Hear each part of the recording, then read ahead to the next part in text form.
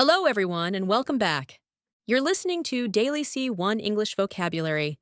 My name is Emma. And my name is Tom. Today we have 13 words and expressions that will help you sound more natural and precise. And as always, we don't just give you definitions. We show you exactly how to use each word, when to use it, and how it differs from similar words you may already know. Let's begin. Serendipity. Our first word is serendipity, a happy accident, a valuable or delightful discovery that you weren't looking for at all. For example, it was pure serendipity. I walked into that cafe to escape the rain and ended up meeting my future business partner.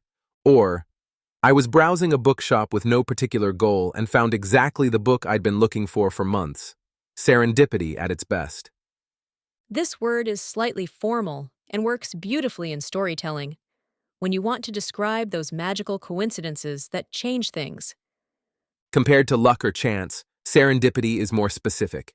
You can have good or bad luck, but serendipity is always positive and involves discovery. It's not just something good happened. It's something good happened because I stumbled upon it unexpectedly. Surplus. From unexpected discoveries, let's move to something more practical. Surplus. This noun means an amount that is more than what is needed or used. In other words, an excess, a leftover, or an overflow. It appears in many contexts. In finance, the government reported a budget surplus for the first time in a decade. In everyday life, we made too much food. There's a surplus of pasta in the fridge. In business, the factory produced a surplus of units that couldn't be sold before the season ended. Surplus can also be used as an adjective. We donated all the surplus equipment to local schools. This word is mostly neutral and works across formal reports, news articles, and casual conversation. Compared to excess, surplus is more neutral and often implies something useful or manageable. You might store a surplus or distribute it. Excess tends to sound negative, suggesting something wasteful or too much to deal with.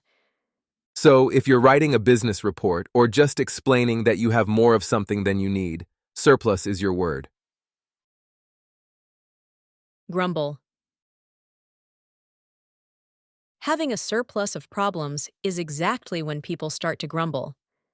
This verb means to complain about something in a low, quiet, or persistent way, not loudly or dramatically, but with a steady undercurrent of dissatisfaction.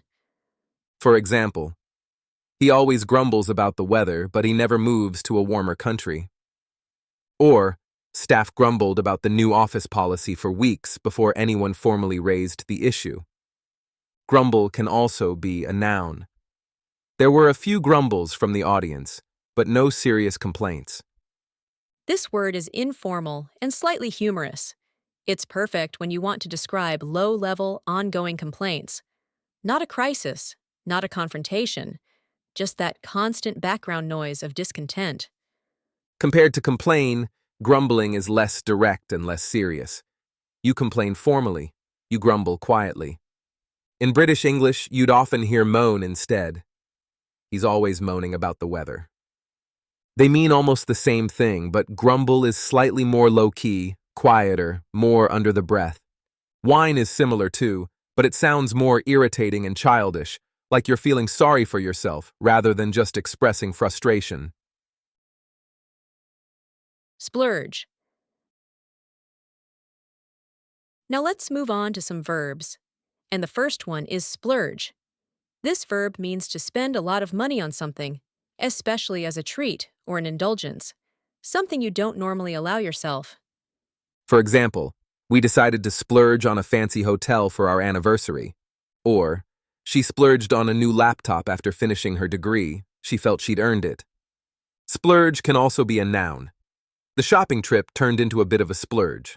I wasn't planning to spend that much. This word is informal and carries a slightly guilty, slightly joyful energy. It implies you're going beyond your usual budget, but you're doing it consciously, almost as a reward. There's another word worth knowing here. Squander. It means spending money wastefully without getting anything useful or enjoyable in return. Unlike splurge, there's no pleasure in it.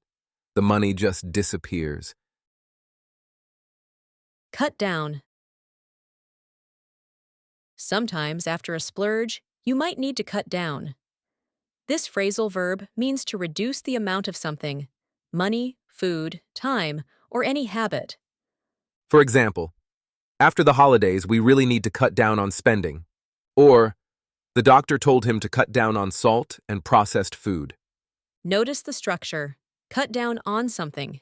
You need the preposition on when you mention what you're reducing. It also has a second meaning: to physically cut something down, like a tree. They cut down the old oak tree to make room for the new building. But in everyday conversation, the first meaning, reducing a habit or amount, is far more common. This is an informal, versatile expression. Compared to reduce, cut down is more personal and behavioral. You reduce costs in a spreadsheet, but you cut down on coffee in real life. Compared to quit, cutting down is gentler. You're not stopping entirely, just doing less. Put aside. Our next phrasal verb is put aside, and it connects nicely to what we just talked about. It has two closely connected meanings. The first is to save money for a specific purpose.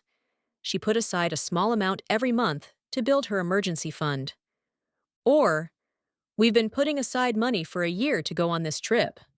The second meaning is to ignore something temporarily, to set it aside mentally. Let's put aside our differences and focus on solving the problem. Or, he put aside his personal feelings and made a professional decision. That flexibility is what makes it so useful. Compared to save, put aside implies more deliberate, incremental effort. Compared to ignore, the emotional meaning of put aside is more constructive. You're not pretending something doesn't exist, you're consciously choosing not to let it dominate right now. Inquisitive. Now let's shift focus to personality. The adjective inquisitive describes someone who is curious and eager to find out more. Someone who asks questions, explores, and wants to understand things. For example, she was an inquisitive child who always wanted to know how things worked. The journalist asked inquisitive questions that made the politician visibly uncomfortable. If you want to learn a new language quickly, you need to be inquisitive. Ask questions, look things up. Don't just accept what you don't understand. It's fairly neutral in terms of formality. It fits both professional writing and casual conversation. Compared to curious, inquisitive is slightly more active and probing. A curious person wants to know. An inquisitive person actively pursues that knowledge, often by asking direct questions. Compared to nosy, which is informal and negative, suggesting you're prying into other people's business, inquisitive is positive and intellectual. Use it when you want to say that someone doesn't just accept things at face value, they always want to dig deeper. Frugal. Our next word is frugal, and it's one of those adjectives that's really useful when talking about money and spending habits. This adjective describes a person who is careful with money, avoiding waste, spending wisely, and making deliberate choices about what to spend money on. For example, my grandparents were incredibly frugal. They never threw anything away and rarely bought things they didn't need. Or, living frugally in her 20s meant she could afford a house by 30. She has a frugal lifestyle. She cooks at home, takes public transport, and rarely buys anything she doesn't need. The noun form is frugality. Her frugality allowed her to retire early. Compared to cheap or stingy, frugal is far more positive. Cheap suggests you're unwilling to pay fairly. Stingy means you're reluctant to spend even when you should. Frugal, on the other hand, suggests intentionality. You choose to spend less because you value financial security or simplicity. Compared to thrifty, they're very close. Both are positive. Thrifty perhaps sounds slightly more active, finding bargains, reusing things, while frugal focuses more on restraint. Inherently. Our next word is inherently, an adverb you'll hear a lot in formal discussions and debates. It means naturally or by its very nature, not because of outside influence, but because of what something essentially is. For example, some people believe that humans are inherently social creatures. Or, the job is inherently stressful. That's just the nature of working in emergency medicine. Trust is inherently fragile. It takes years to build and seconds to lose. This word is formal and appears often in academic writing, journalism, and professional discussions. Compared to naturally, inherently is stronger and more absolute. Naturally can just mean of course or as expected. Inherently means it's built into the very essence of the thing. Compared to fundamentally, they're close, but inherently focuses on origin, it comes from within. While fundamentally focuses on importance, it's a core element. Use inherently when you want to say that something isn't an accident or a side effect. It's baked in from the start. Unanimously. Our next word is unanimously. It means with complete agreement from everyone involved. No exceptions, no objections. For example, the board voted unanimously to approve the new strategy. Or, the jury unanimously found the defendant not guilty. The team unanimously agreed that the project needed more time. This word is formal and appears most often in official, legal, or professional contexts, meetings, votes, decisions. The adjective form is unanimous. The decision was unanimous. Compared to collectively, which simply means as a group, unanimously adds the sense that every single person agreed. No dissenting voices. If even one person voted differently, you cannot use unanimously. It's an all or nothing word.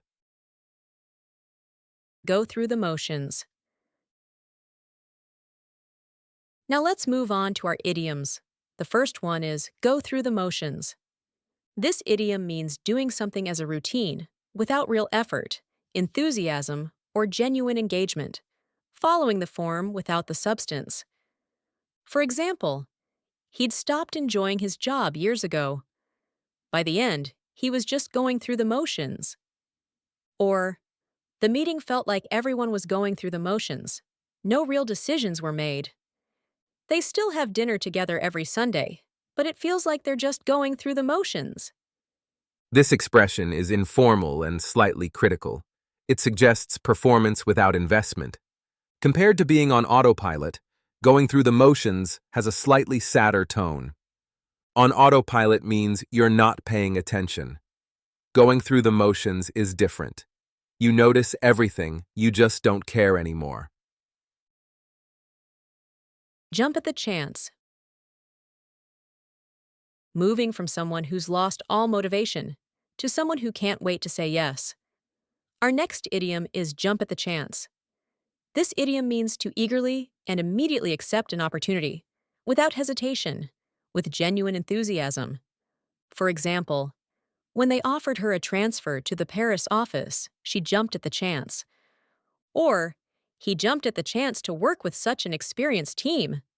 This is an informal, vivid expression.